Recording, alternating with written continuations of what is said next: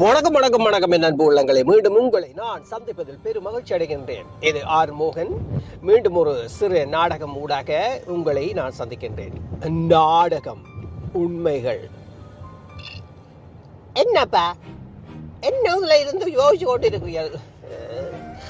உலகத்துல நடக்கிறது நினைச்சால் யோசிக்காமல் இல்லப்பா செய்கிறது. என்னத்தை யோசிக்கிறீர்கள்? இல்ல காசு காணா. என்ன காசு காணான்னு கதைக்கிறீர்கள்? நேற்று தானே சம்பளம் எல்லாருக்கும் கூட்டி கிடக்குது. பிறகு என்ன என்னத்தை கூட்டினவையல் இருக்க திருப்பி சொல்லு. அதனால வந்து சம்பளம் எல்லாம் கூட்டி இருக்கிறோம். சம்பளம் கூட்டி இருக்கிறோமோ என்ன இதை பிச்சை பிச்சை சம்பளம் போடுகிறோமோ? சம்பளம் கூட்டி இருக்கிறோமா? கூட்டி என்ன பொல்லாம இப்போ கதைச்சியோட பல்ல உனக்கு பல்ல கலட்டுவேன் அவங்க கலட்டுற பதில ஏலப்பா இப்படி கோவிக்கிறீர்கள்?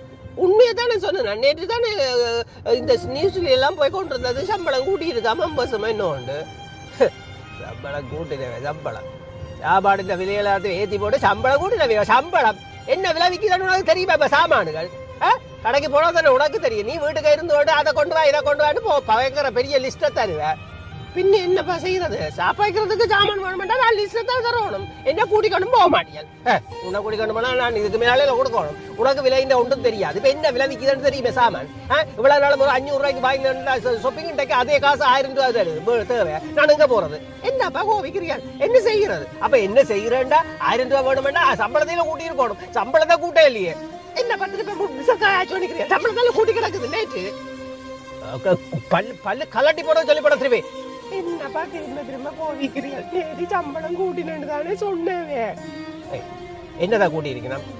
50 கூட்டி என்ன தலையில வச்சு அரப்பு போட்டு தேய்ச்சி போட்டு நான் என்ன தோயிறாரு?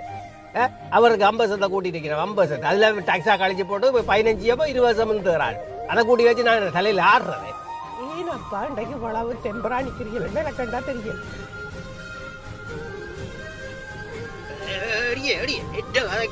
யோசிச்சுதான் கதைக்கிறீங்க. எடுத்த சம்பளத்துல 50 கூட்டினா எவ்வளவு அடி கூடும்? இன்றைக்கு சிலவு எவ்வளவு வாடகை கொடுக்குறோம் இன்றைக்கு. அதுக்குள்ள 10ஆவதுக்கு மூக்கச்சு கட்டுறதுக்கு இன்ட்ரெஸ்ட் ரேட். அப்பவும் நான் சொன்னேன் ஓப்புல வச்சிருக்காது. நீ தான் வந்து சொன்ன இல்ல வையுங்கோ ஓப்புல வச்சிருந்தா மலிவண்டு. இன்றைக்கு ஓப்புல வச்சிருந்தது இன்றைக்கு எத்தனை வட்டி ஊடிட்டு அவங்க முதல்ல அவங்க டிசைட் பண்ணிட்டாங்க 8% கொண்டு போறேன். அதை உடனடியா ஏத்தினா உங்களுக்கு தலையில வெடிக்க வேண்டதுக்காக மெல்லமா ஏத்துறது. அங்க எழுதியாச்சு. அங்க எழுதினது இங்க மெல்லமா ஏத்தி கொண்டு போய். ஏனப்பா அதுக்கு என்ன செய்ய சொல்றீங்க? நான் என்ன வேணுமெண்டே சொன்னேன்.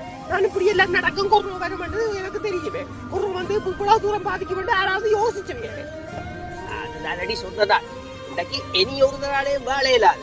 எல்லா வீடும் எனக்கு கஷ்டம் தான். போக கட்டுறதும் சரி வாழ்றதும் கஷ்டம். ஏனென்றால் எனக்கு ஒன்றும் மட்டும் புரிய இல்லை. என்னப்பா உங்களுக்கு புரியல? என்னதான் புரியலையோண்டால் சிந்திச்ச பேர் ஒரு கடையில வேலை செய்யறவன எடுத்துப்பேன்.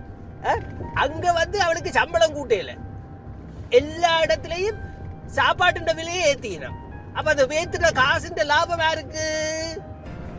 ஓமாப்பா நீங்கள் சொல்றது நியாயம் தானோ? ஒவ்வொரு இடத்துலயும் ஏத்தி தான் இருக்கிறோம். ஆனா சம்பளம் கூட இல்லையே. அதை தாண்டி சொல்ல வாரேன்.